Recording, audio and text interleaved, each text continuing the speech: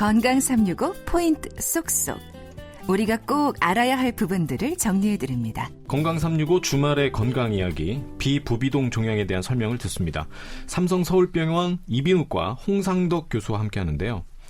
비부비동 종양, 사실 이름이 어렵잖아요. 발음하기도 지금 굉장히 어려운데, 종양이라고 하면 양성과 악성이 있잖아요. 둘 다 그리 흔한 질환은 아니라고 그러더라고요. 네, 굉장히 드뭅니다. 이게 그래서 쉽게 말하면 코 주위에 뭔가 덩어리가 생겼다라고 하면 비부비동 종양이라고 통칭해서 얘기를 할 수가 있고요. 거기서 이제 양성 종양이 있고 악성 종양이 있는데, 양성 종양 같은 경우에는 뼈에서 생기는 골종이라는 거, 그리고 사마귀의 일종인 반전성 유두종이라고 하는 거, 그리고 혈관 덩어리인 혈관종, 이런 것들이 이제 주로 발생을 하고요.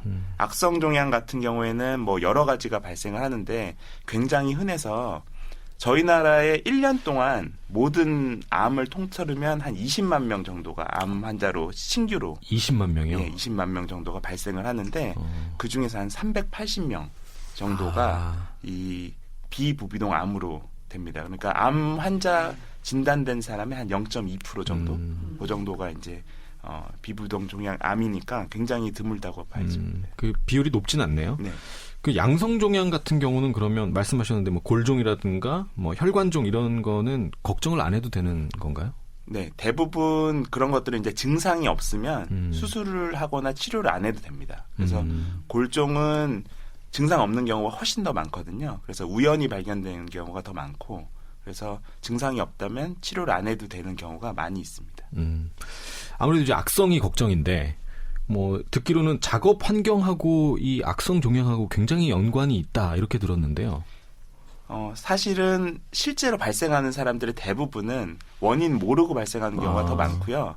근데 그 어떤 특수 작업 환경, 예를 들어서 성면이나 니켈이나 크롬, 무슨 나무 분진 이런 것들이 있는 환경에서 작업을 하시는 분들은 비부비동 암 중에 제일 흔한 편평세포암이나 선암 같은 것들의 발생 빈도가 높아지는 걸로는 돼 있습니다.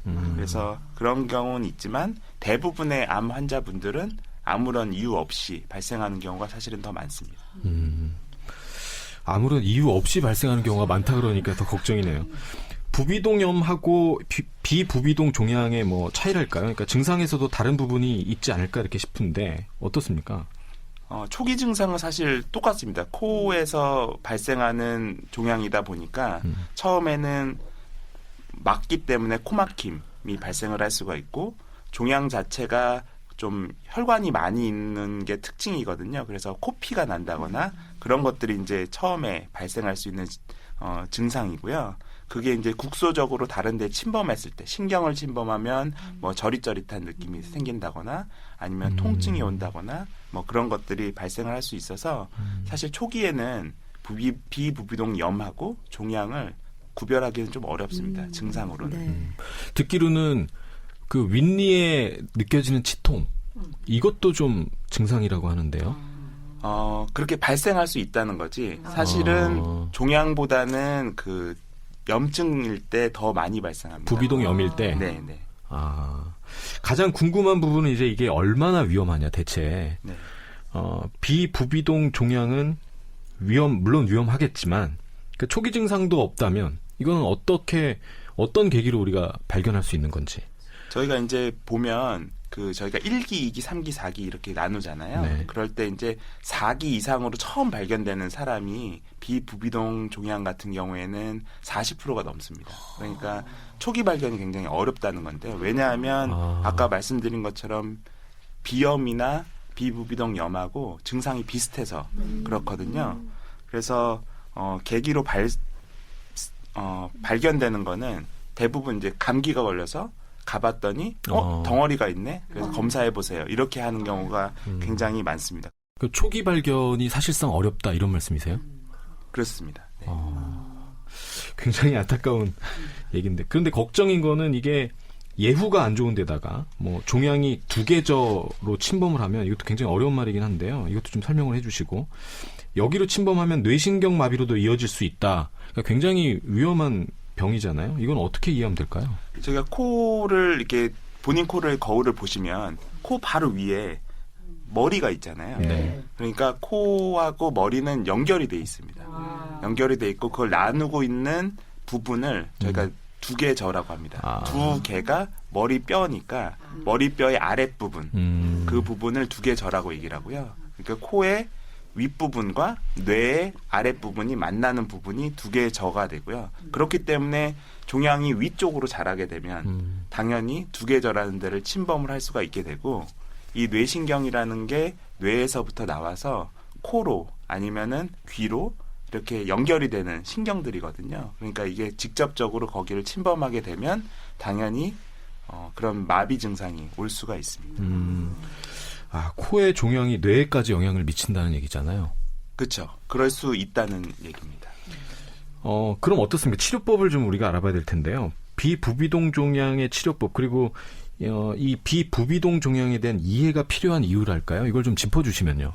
일단은 양성 종양 같은 경우는 이제 절제가 가능한 경우가 많고요. 그런데 양성 종양은 이제 증상이 없는 경우도 많이 있거든요. 그런데 엄청 크고 양성 종양이라도 아까 말했던 그런 뇌신경이랑 가까운 경우가 있어서 이거를 제거를 할 건지 아니면 제거하면은 합병증이 더 많을 건지 이런 것들을 고려를 해야 되기 때문에 만약에 득보다 실이 많다면 오히려 이제 제거를 하지 않고 경과 관찰을 하는 경우도 많이 있습니다.